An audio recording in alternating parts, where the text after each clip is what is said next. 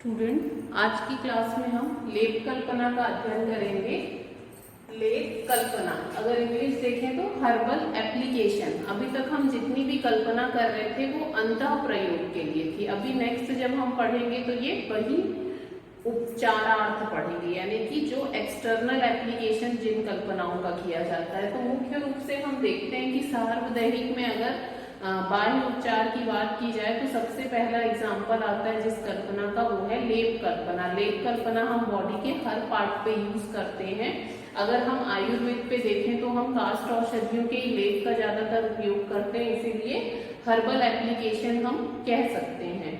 अगर परिचय की बात की जाए तो ये जो कल्पना है, जैसे आप नॉर्मली भी लेप निर्माण देखते होंगे तो किसी भी द्रव्य को हम कूटते हैं, पीसते हैं और उसको तुरंत उस जगह पर लेप कर देते हैं। तो इसकी जो निर्माण विधि होती है वो कल्क की तरह है। और इसकी अगर हम डेफिनेशन भी देखें तो इसकी जो डेफिनेशन होती है वो कल्क कल्पना के समान ही होती है।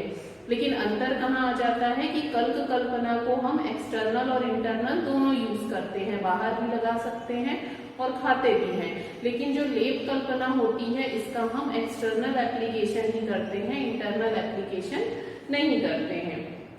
अगर इसके वर्णन की बात की जाए तो इसका वर्णन सुश्रुत संहिता में शोफ चिकित्सा में किया है। इसके अलावा आप चरक संहिता में जब देखते हैं तो वहां पर वही परिमार्जन के लिए आरगवदी अध्याय का वर्णन किया गया है, जहां वही परिमार्जन का वर्णन है। तो सुश्रुत ने वर्णन इसका कहाँ किया है? शोफ की चिकित्सा में किया है। आलेप्य आर्ति उपक्रम एषा सर्व शोफा नाम सामान्यता प्रधानतम। इन्होंने इसके लिए दो विशेषताएं बताई है लेप के लिए। उन्होंने लेप के लिए आलेप शब्द यूज किया है और उन्होंने बताया है कि ये आद्य उपक्रम, आद्य मीन सबसे पहले किया जाने वाला जो ट्रीटमेंट प्रोसेस है, उपक्रम मीन्स चिकित्सा जो सबसे पहले की जाती है, और प्रधानतम यानी मुख्य रूप से यही होती है जो शोफ की चिकित्सा में काम करती है। शोफ जैसे बॉडी में कहीं भी स्वेलिंग है या चोट लगी है तो स्वेलिंग आ गई है, तो उस कंडीशन में जो लोकल ट्रीटमेंट काम करता है, पूरा सिस्टमेटिक ट्रीटमेंट में आपको टाइम लग जाता है, लोकल ट्रीटमेंट वहां ज्यादा इफेक्ट करता है। यही सुश्रुत ने वर्णन किया है कि ये उसकी आद्य चिकित्सा है और सबसे मेन चिकित्सा है। अगर परिभाषा की बात की जाए तो जैसे कि ये कल्क के समान होती है। कल्क की उपकल्पना इसलिए नहीं कह रहे हैं क्योंकि कल्क के समान ही बिल्कुल कल्पना है, लेकिन अंतर है सिर्फ इंटरनल यूज और एक्सटर्नल यूज पे। तो द्रव्य मात्रम शिला पिष्टम शुष्कम व सद्रवम, यहाँ तक इसकी जो डेफिनेशन है कल्क के समान है। यहाँ से ये चेंज हो जाती है तनु देहे प्रलेपनार्थ तद लेपम इत्युच्यते बुधे।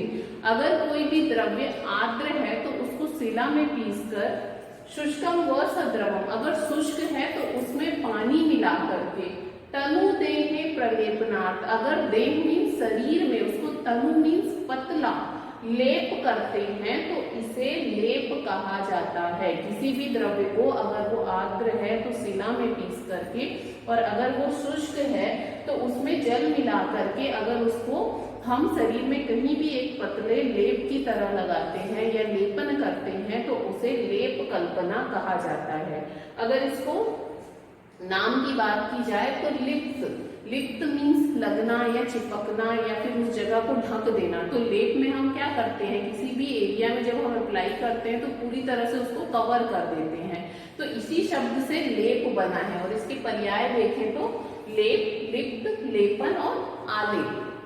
अगर इसके प्रकार की बात की जाए तो इसका वर्णन सुश्रुत संहिता में भी आता है, सारंगधर संहिता में भी आता है।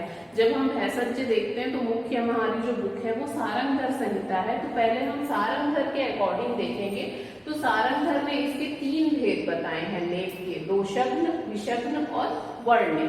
नॉर्मली हम अपने स्किन पे जब लेप लगाते हैं तो मैक्सिममली कारण होता है दोषग्न। अगर हमारे शरीर में किसी दोष के कारण रोग उत्पन्न हो गए हैं तो उसे दूर करने के लिए जो लेप लगेगा वो है दोषग्न। दूसरा है विषग्न, अगर हमारे शरीर का किसी विष से संपर्क होता है, जैसे कि आपको कुछ काट दिया है या एलर्जिक कारणों से जब हमको कोई इन्फेक्शन होता है या परेशानी होती है स्किन में, तब हम जिस लेप का यूज करते हैं वो है विषग्न। लास्ट है वर्ण्य, जिसको हम कॉस्मेटिक बोल सकते हैं कि जहां पर हमें कोई प्रॉब्लम नहीं है लेकिन हम उस जगह को सुंदर बनाने के लिए या फिर वहां की जो कलर अलग हो गया है उस कलर कलर को वापस लाने के लिए, यानी वर्ण को वापस लाने के लिए या वर्ण को और सुंदर बनाने के लिए जो उपयोग करते हैं लेप का, वो है वर्ण लेप। तो अकॉर्डिंग टू इसको बोल सकते हैं पर्पस, प्रयोजन के आधार पर हमारा जो लेप है 3 प्रकार का है, दोषग्न, विषग्न और वर्ण लेप। आगे सारंगधर ने इसको प्रयोग के आधार पर जो हम लेप लगाते हैं, जैसे कि हम पढ़ते हैं कि हमारे शरीर के 3 दोष हैं, वातज, पित्तज, कफज, तो उसके अकॉर्डिंग लेप की क्वालिटी भी बदल जाती है। तो उसी को फोकस करते हुए आगे सारंगधर ने 2 प्रकार बताए, प्रलेप और प्रदेह। इन्हीं 2 प्रकारों को लेकर के, या फिर ये जो 2 प्रकार है इन्होंने सुश्रुत से लिए। सुश्रुत ने लेप के 3 प्रकार बताए हैं, प्रलेप, प्रदेह और आलेप। उन्होंने 3 प्रकार बताए हैं, लेकिन उनके अगर जब हम लक्षण देखने के लिए जाते हैं तो मुख्य रूप से हमको प्रलेप और प्रदेह के लक्षण मिलते हैं। आलेप को उन्होंने दोनों का कॉम्बिनेशन बताया है। इसीलिए जब सारंगधर ने लेप का वर्णन किया तो उन्होंने इन 2 का ही वर्णन किया। तो अगर प्रलेप की बात की जाए तो प्रलेप जो होता है ये शीत होता है, तनु होता है और विशोषी या अविशोषी होता है। शीत मीन्स ठंडा रहेगा लगाने पे, तनु मीन्स इसको पतला लगाते हैं, विशोषी मीन्स होता है आर्द्रता को अवशोषित करने वाला। कहीं से कोई सिक्रीशन हो रहा है या आपके बॉडी में मॉइस्चर ज्यादा है तब हम प्रलेप का यूज करेंगे। इसमें विशोषी गुण होता है और अविशोषी गुण भी होता है, लेकिन मुख्य रूप से विशोषी। जबकि जो प्रदेह होता है ये उष्ण होता है, तनु भी हो सकता है और गाढ़ा भी हो सकता है, और ये अविशोषी होता है, आर्द्रता को नहीं सोखता है। तो जो प्रलेप होता है, प्रलेप में शीत गुण होने के कारण इसका उपयोग जो रक्त और पित्त के कारण विकार उत्पन्न होते हैं वहां पर किया जाता है। जबकि प्रदेह में उष्ण गुण होने के कारण इसका उपयोग वातज और कफज जो स्किन डिजीज होते हैं, वात और कफ दोष के कारण अगर स्किन में कोई प्रॉब्लम है वहां पर किया जाता है।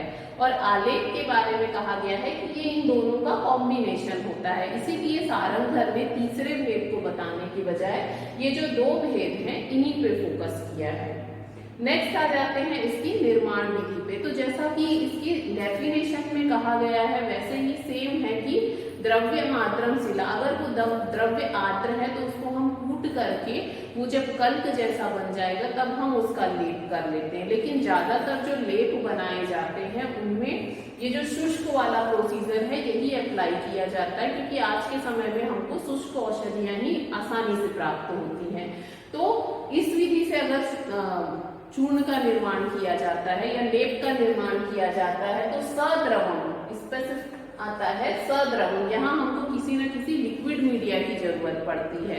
तो जिस भी चीज का हमको लेप बनाना है उसका चूर्ण बना करके उसमें जो भी द्रव डालने के लिए कहा गया है उसे आवश्यकता अनुसार डाल करके उसको हम लेप की कंसिस्टेंसी में लाते हैं, तब उसे लेप कहते हैं।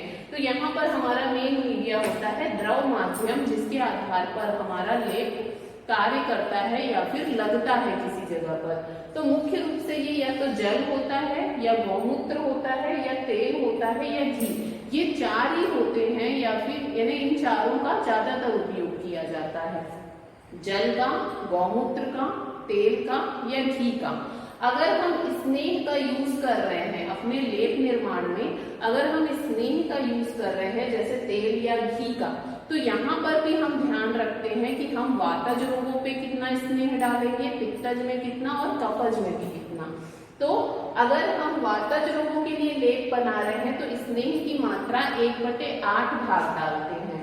अगर हम पित्तज रोगों के लिए डाल रहे हैं तो 1/6 भाग, और कफज रोगों के लिए हम 1/4 भाग डालते हैं। ठीक है, तो इस प्रकार से हम क्या करते हैं, स्नेह की जो मात्रा होती है दोष के अनुसार डिसाइड करते हैं कि अगर हम स्नेह डाल रहे हैं तो कितनी मात्रा में डालेंगे।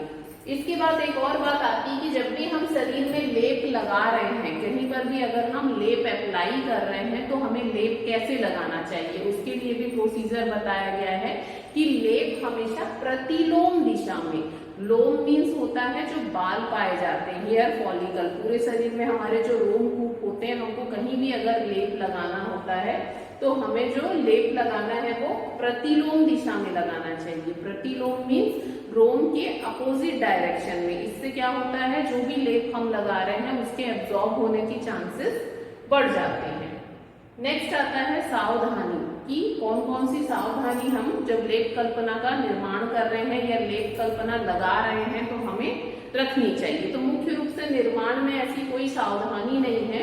हमको जो चूर्ण हम यूज करते हैं वो बहुत फाइन होना चाहिए ताकि लेप लगाते समय इक्वल, एक बराबर लेप लगे।